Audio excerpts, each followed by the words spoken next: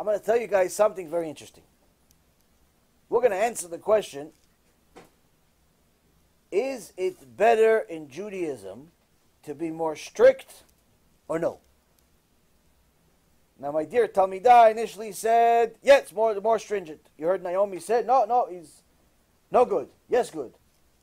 Everybody's confused. Why? Because in one sense, it's good to be stringent. We heard from the story of Rabbi. He was stringent in regards to shaking hands. It's good. Thank you. But, sometimes it's not good. One is not good. We heard a different story yesterday. Rav Mordechai Eliyahu, somebody came to him, one of the Avrachim came to him and said, Rabbi, can I, from now on, get your permission to wear my tefillin all day so I can study while I'm wearing tefillin all day, like the tzaddikim in the Gemara? And Rav Mordechai Eliyahu says no. Why no?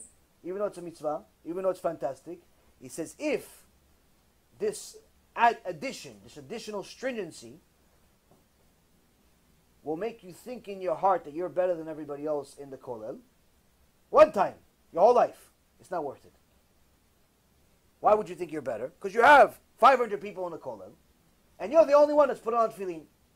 So it's going to be distinguishable. So in essence, even if they're not saying anything to you, you're going to see yourself. You're going to say, wait, I'm wearing tefillin, nobody else is wearing tefillin. You're going to feel good about yourself. If you feel good about yourself, that you're better than anybody else, one time in your entire life, and that's essence, that dust of pride enters your heart, it was better off you never added the stringency. Why? Because that's how much Hashem hates pride. So we see that stringency has a time and place. Now, the interesting part is that in both cases, there's a permission from a Torah to do, there's a permission from a Torah not to do. Meaning, the Avrech came to his rabbi, it says in the Torah to do it. But the rabbi said no. Why? Because he knows the student, in essence, the rabbi is right for saying no. And at the time of Rauvadia, there is a leniency to shake hands. But the rabbi said no. Why? Because it's, and so on and so forth.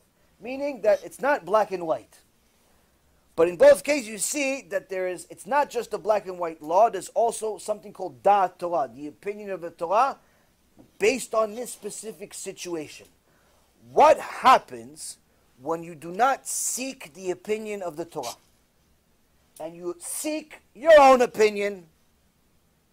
I mean, after all, Tzelem Elokim, Kadosh Baruch Hu created you in His image. No, you're so special. Your opinion should count for something. No. After all, you're smart. You finished a few Masechtot in the Gemara. Some people even call you Rabbi. You know, Chacham, no. Your opinion, no. The Gemara in Masechet Yevamot says, someone that does not seek the assistance of a rabbi, meaning someone that does not ask his rabbi questions, and in essence becomes their own rabbi, the Gemara in Masechet Yevamot, page 109b, says, HaKadosh Baruch Hu hates this person. Why? Because in essence, they're so proud that they think they know everything. And we have one of the stories that you can listen, if you understand what I'm about to say to you, you may have to grab out your chairs. Some time ago, I told you of a story that's in the Gemara, Masechet Chaya, page 4b. It says that there was a certain woman that the Satan decided to take out of the world, but by mistake. Rav Bivi, one of the Tanaim, was friends with the Satan. Satan likes tzaddikim. So he came to him and said, you want me to show you what I do? And he said, yeah. So the Rav Bivi was shown by the Satan how the Satan takes out neshamot. So Satan tells one of his servants, go bring me the neshama of Miriam Megadela, Miriam the caretaker. Go bring me. And the servant goes, brings the neshama, here's Miriam. Satan tells him, hey, it's the wrong Miriam. I didn't ask you for this Miriam. It's the wrong Miriam. Okay, so should I bring this one back? He goes, no, this one, leave it anyway. Go bring the other one anyway. We have to bring it. It's time for her to die. So it's a peculiar story, and then we go into the details, how, who, what, when, and how, but we're not going to go into that because we've already discussed that in the past. But just remember, now who's this Miriam? And why does she deserve to die? I mean, we should know.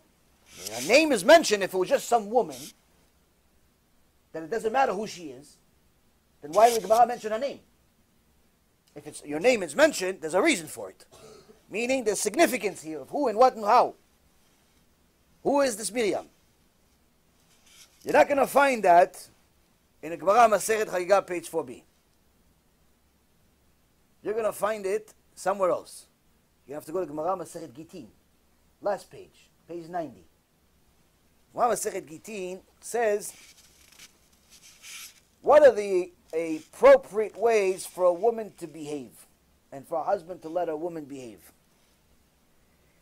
He says there are some husbands that the way they eat is the way they treat their wife, in essence. And some people that if they see a fly in their drink, they take the fly out and drink the water. He says that's normal. That's a normal husband. That's a person that allows his wife to deal with regular people, not to banter around and start talking to every guy on the street and so on.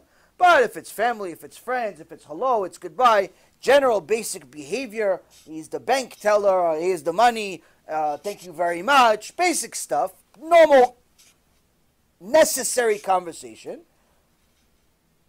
This is what it represents. Because today, any one of us sees a fly in our drink, we throw it out, but that's because we're all rich in comparison to the people of 2,000 years ago. Back then, you know, if you weren't rich, you weren't going to throw out the water right away. So someone that just saw there's something that's flying in their water, they would take it out and drink it. And that, in essence, makes them normal, representing a normal husband. A normal husband, which, in essence, he allows his wife to act normal. If there's a, let's say, UPS guy comes to the house, she's able to answer the door. All right, thank you very much. Goodbye. Takes the box. No problem. It's allowed to take the box. She's not hugging the guy. She's not saying, hey, how's your family? Where's your kids? Where you guys vacation? No, that's not allowed. But just basic conversation. Thank you. No problem. That's normal. Normal behavior. No problem. It says, then there's a guy that's a Rasha. What's this guy that's a Rasha? Guy that's a Rasha that allows his wife to go out without modesty, sleeveless, and without kisui rosh, and he doesn't care even if she goes into a bathhouse and there's still men there. He's like a guy that sees the fly and drinks the fly with the water. He doesn't care about nothing. That's a Rasha. But then there's a guy that sees the fly, throws out the fly and the water together. He throws out everything. He says that's extreme fanatic behavior. Like who? Like a person by the name of Papus ben Yehuda. Who's Papus ben Yehuda? Papus ben Yehuda lived at the time of the Gemara. And it says that Papus ben Yehuda saw that his wife was one of the most beautiful women alive. Something special. And he says there's no way that people are not going to look at her. No way. So, for modesty reasons, honey, whatever you need, I'll get it for you. Go on Amazon.com, order whatever you want.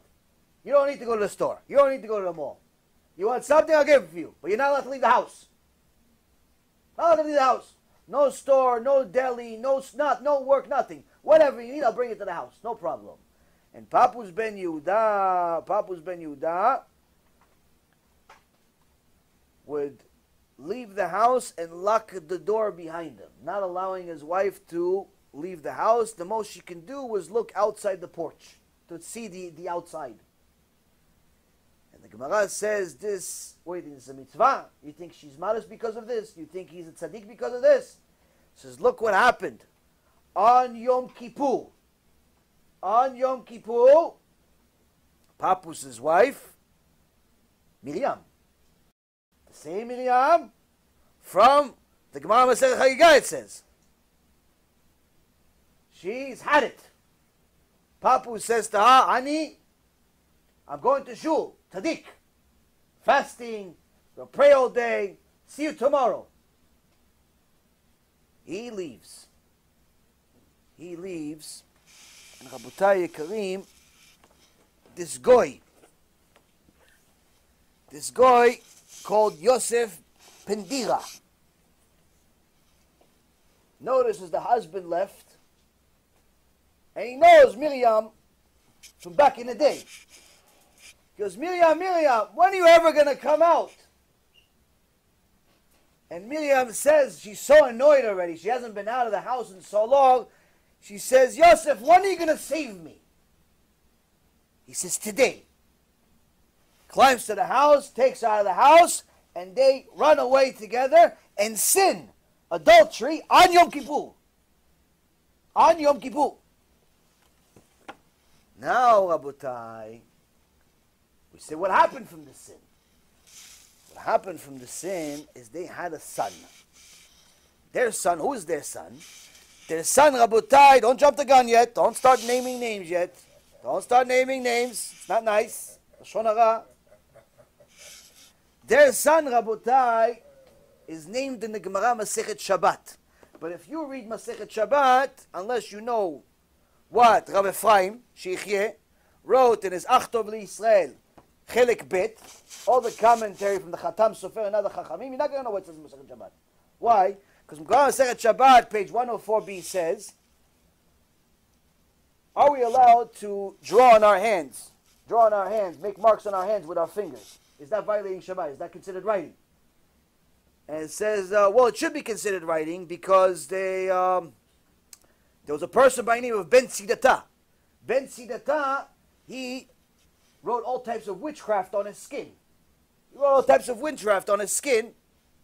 And because anytime you would get the witchcraft, the Egyptians would catch you at the border, and they don't want you to take the witchcraft with you, because that's their, in essence, that's their possession, that's their stuff. So he couldn't write the spells on paper, so he wrote it on his skin. So he wrote it, he wrote on his skin, and it worked. Gemara says, no, we don't learn halachot from crazy people. He's a shoteris, Ben Sidata. So the Baalei HaTosfot says, who's this Ben Sidata? Who is this Ben Sidata? Ben Sidata means Ben Sota, the son of the wayward woman. Who's the wayward woman?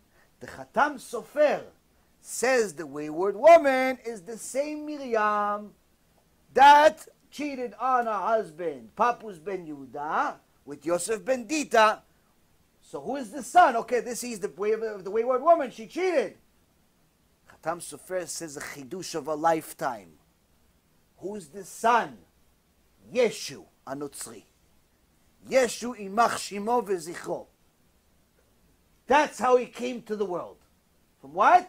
From his mother cheating on her original husband with some goy. That's how Yeshu came to the world, Rabotai. Where did he come from? Mitzvah. Modesty. There's a modesty in our life. Who asked you to be that modest? You lock yourself in the house. Meaning, Rabotai, that when a person does not listen to Da'at Torah and double checks themselves, even your mitzvah can turn into the biggest sin that's ever happened in history. How many millions of Jews have died because of this sin? That looked like a mitzvah. She wanted to be modest inside the house. He wanted her to be modest inside the house. No guy ever sees. No one ever sees on her. Who asked you to do this? Who asked you? There are halachic permissions to do certain things. There are halachic restrictions to not do certain things. A person needs to know what to do, what not to do, based on the Torah, not based on their logic. Now, when a person takes things to their own mind and they start deciding this is the halacha, comes from pride. Because they assume they're right and they don't have to double check. All of us have pride. This is why HaKadosh Baruch Hu had mercy on us and He allowed us to write the oral Torah as well. Why? Because now we can't use this pride as an excuse. Why? Because you could find out whether you're right or wrong by simply asking your rabbi, by simply looking at the Torah. Is what you said and what you think written in a book in a Torah, or is it simply your own idea that you're trying to be overly righteous? Because Shlomo HaMelech says, Al tiyeh tzadik harbeh. Don't be overly righteous. Don't be more righteous than what the Torah says. So does that mean that every woman can just talk to anybody? No. Does that mean that every woman has to be closed up and be so modest that no one ever sees her? No.